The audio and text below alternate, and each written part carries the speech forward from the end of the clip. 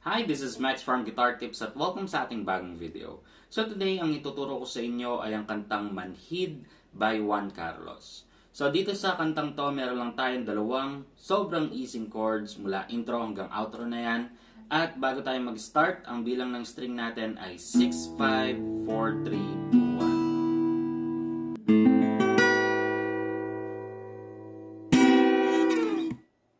Umpisa na natin sa unang chords natin. Ang unang chords ay C.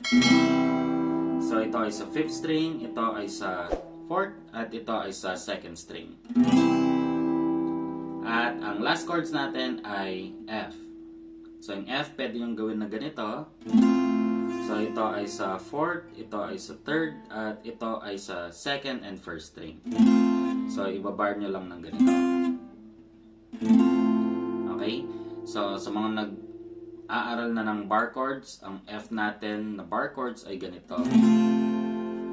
So, ito ay sa 1st string or 6th string hanggang 1st string. Tapos, ito ay sa 5th, ito ay sa 4th, at ito naman ay sa 3rd string. Okay? So, yun lang yung ating dalawang chords. At yung strumming pattern naman natin ay down, down, up, up, down, down, up, down, up. So, tig-dalawang ganun na pattern bago lumipat ng chords. At yun din yung pattern natin hanggang matapos yung kanta. Okay?